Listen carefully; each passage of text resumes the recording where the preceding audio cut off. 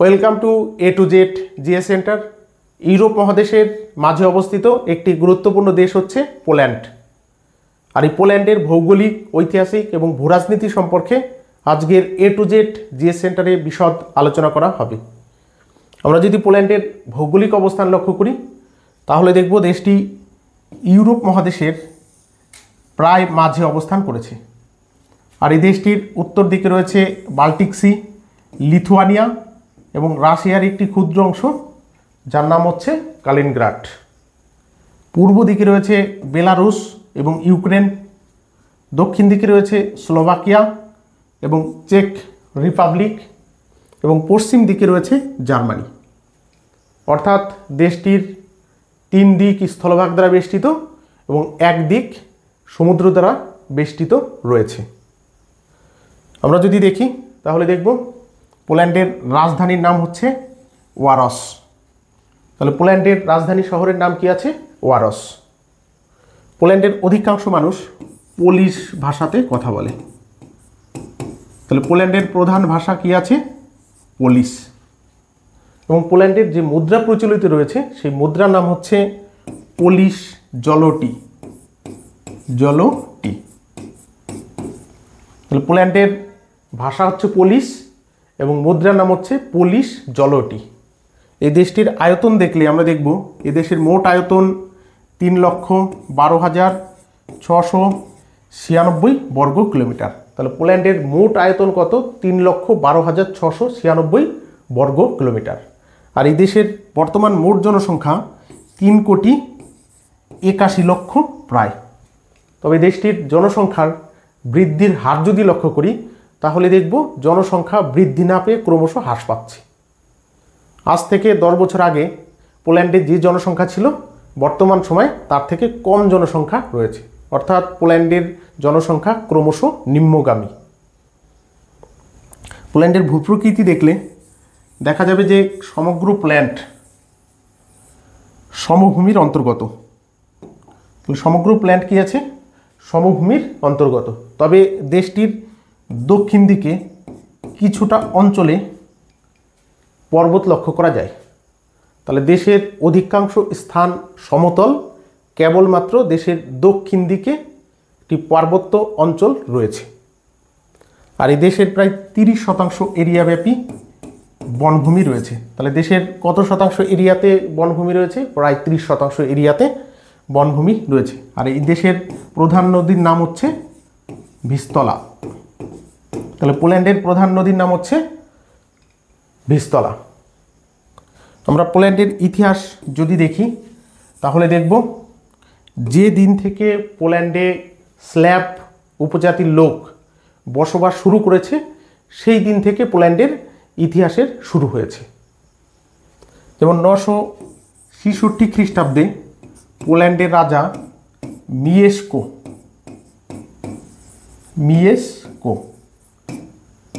খ্রিস্টান ধর্ম গ্রহণ করে। আর এরপরে পোল্যান্ডের সমস্ত জনগণ খ্রিস্টান ধর্মে দীক্ষিত হয়। ফলে পোল্যান্ড ইউরোপ মহাদেশের একটি অন্যতম খ্রিস্ট রাষ্ট্রে পরিণত হয়। এই কারণে এই 966 খ্রিস্টাব্দকে পোল্যান্ডের প্রতিষ্ঠা কাল হিসাবে ধরা হয়। এরপর 1385 খ্রিস্টাব্দে পোল্যান্ডের সঙ্গে লিথুয়ানিয়া যুক্ত হয়।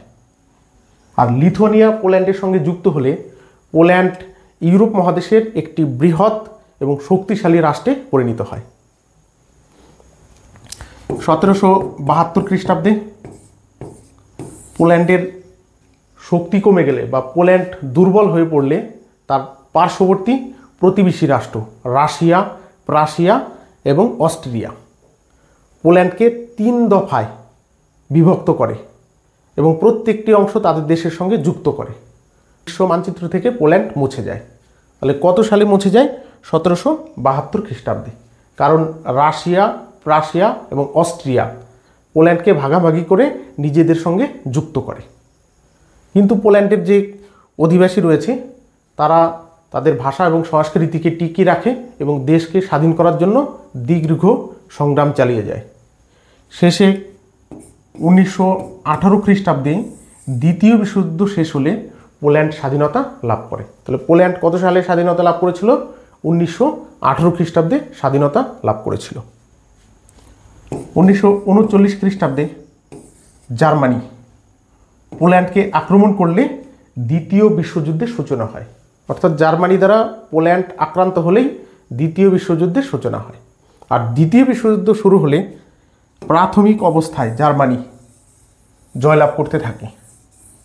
যেমন জার্মানির পশ্চিম দিকে যে রাষ্ট্রগুলো রয়েছে এবং উত্তর দিকে যে রাষ্ট্রগুলো রয়েছে, যেমন ফ্রান্স, ইংল্যান্ড সহ অন্যান্য যে ক্ষুদ্র রাষ্ট্র রয়েছে, প্রত্যেকটি রাষ্ট্রকে পরাজিত করে। আর এই সময় জার্মানির সাথে রাশিয়ার একটি চুক্তি হয়। এই চুক্তিতে বলা হয় রাশিয়া জার্মানিদের জন্য প্রায় 10 বছরের খাদ্য সরবরাহ করবে, আর এর পরিবর্তে জার্মানি পোল্যান্ডকে জয় করে রাশিয়াকে দিয়ে দেবে। আর এই চুক্তি অনুসারে রাশিয়া জার্মানিকে 10 বছরের খাদ্য সরবরাহ করে। আর সরবরাহ করলে জার্মানি পোল্যান্ড জয় করে পোল্যান্ডে রাশিয়ার সেনাবাহিনীকে আমন্ত্রণ জানায়। কথা মতো রাশিয়া তার সেনাবাহিনী পোল্যান্ডে পাঠিয়ে দেয়। আর এই সময় জার্মানি রাশিয়ার ওপর বিশ্বাসঘাতকতা করে। জার্মানি এই সময় বিমান আক্রমণ চালায় রাশিয়ার সেনাবাহিনীর ওপর। ফলে রাশিয়ার প্রায় অর্ধেক সেনাবাহিনী মারা যায় এবং বাকি সেনাবাহিনী রাশিয়ার দিকে পলায়ন করে। আর এই সময় জার্মানির নাৎসি বাহিনী অপারেশন বারবারোসা চালায়। আর এই অপারেশন বারবারোসার উদ্দেশ্য ছিল রাশিয়াকে দখল করা। আর রাশিয়াকে দখল করতে গিয়ে জার্মানির সেনাবাহিনী তোমার রাশিয়ার প্রচণ্ড শীত বা প্রচণ্ড শীতের কারণে মারা যায় এবং তাদের অস্ত্রপাতি বিকল হয়ে পড়ে। ফলে তাদের অপারেশন বারবারোসা ব্যর্থতায় পর্যবসিত হয়। আর এই সময় রাশিয়া আবার পোল্যান্ডের দিকে ধাবিত হয় এবং পোল্যান্ডকে তাদের দখলে নেয়। এবং দ্বিতীয় বিশ্বযুদ্ধ শেষ হলে 1945 খ্রিস্টাব্দে পোল্যান্ড রাশিয়ার অধীনে থেকে একটি কমিউনিস্ট রাষ্ট্রে পরিণত হয়। তাহলে দ্বিতীয় বিশ্বযুদ্ধ শেষে 1945 খ্রিস্টাব্দে পোল্যান্ড রাশিয়ার সংস্পর্শে থেকে একটি কমিউনিস্ট রাষ্ট্রে পরিণত হয়। কিন্তু 1989 খ্রিস্টাব্দে সোভিয়েত সংঘ বা ইউএসএসআর ভেঙে যায়। আর ভেঙে গেলেই পোল্যান্ড গণতান্ত্রিক রাষ্ট্রে পরিণত হয়। তাহলে 1945 থেকে 89 পর্যন্ত পোল্যান্ড ছিল একটি কমিউনিস্ট রাষ্ট্র। আর 89 খ্রিস্টাব্দে ইউএসএসআর ভেঙে গেলে তারা একটি গণতান্ত্রিক রাষ্ট্রে পরিণত হয়। এরপর 1999 খ্রিস্টাব্দে পোল্যান্ড রাশিয়ার আগ্রাসন থেকে রক্ষা পাওয়ার জন্য ন্যাটো জয়েন করে। ন্যাটো তাহলে কি জয়েন করেছিল? NATO, north Atlantic treaty organization. এরপর 2004 খ্রিস্টাব্দে পোল্যান্ড ইউরোপীয় ইউনিয়নে যোগদান করে। তাহলে এই হচ্ছে পোল্যান্ডের ইতিহাস। তবে ভারতের সঙ্গে সম্পর্ক যদি আমরা দেখি পোল্যান্ডের, তাহলে দেখব এক দীর্ঘ ঐতিহাসিক সম্পর্ক ভারতের সঙ্গে বর্তমান রয়েছে। যখন দ্বিতীয় বিশ্বযুদ্ধ শুরু হয়, আর দ্বিতীয় বিশ্বযুদ্ধ শুরু হলে তোমার জার্মানি পোল্যান্ড দখল করে, আর পোল্যান্ডের বহু মানুষ উদ্বাস্তু হয়ে পড়ে। আর তখন পোল্যান্ডের কিছু মানুষ ভারতে চলে আসে। যেমন ভারতবর্ষের গুজরাট রাজ্যের দিগ্বিজয় সিং নামক একজন রাজা পোল্যান্ডের প্রায় 1000 শিশু এবং মহিলাকে আশ্রয় দেয়।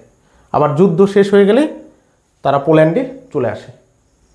এই কারণে পোল্যান্ড বর্তমান সময় পর্যন্ত ভারতবর্ষকে বিশেষ শ্রদ্ধার সহিত দেখে থাকে। বিশেষ করে গুজরাটের যে রাজা দিগ্বিজয় সিং ছিল তার নাম অনুসারে বা তার স্মৃতির উদ্দেশ্যে পোল্যান্ডের অনেক স্কুল, কলেজ এবং রাস্তার নাম রাখা হয়েছে গুড মহারাজা। তাহলে পোল্যান্ডে কোন মহারাজার স্মরণে? ভারতের গুজরাটের জামনগরের রাজা ছিল দিগ্বিজয় সিং। সেই দিগ্বিজয় সিংয়ের উপকারের কথা মনে রেখে তারা তাদের দেশে অনেক রাস্তা, স্কুল, কলেজের নাম রেখেছে গুড মহারাজা। তবে পোল্যান্ডের সঙ্গে 1954 খ্রিস্টাব্দে কূটনৈতিক সম্পর্ক স্থাপিত হয়, আর এরপর থেকে পোল্যান্ড এবং ভারতের মধ্যে বাণিজ্য শুরু হয়। যেমন বর্তমানে অর্থাৎ 2024 সালে পোল্যান্ড এবং ভারতের মধ্যে প্রায় 4 বিলিয়ন মার্কিন ডলারের বাণিজ্য হয়েছে। তাহলে এই হচ্ছে পোল্যান্ডের ভৌগোলিক, ঐতিহাসিক এবং ভূরাজনীতি। এর পরবর্তী ক্লাসে আমরা ইউরোপের আর অন্য একটি দেশ সম্পর্কে আলোচনা করব। ক্লাস এখানে শেষ করা হচ্ছে।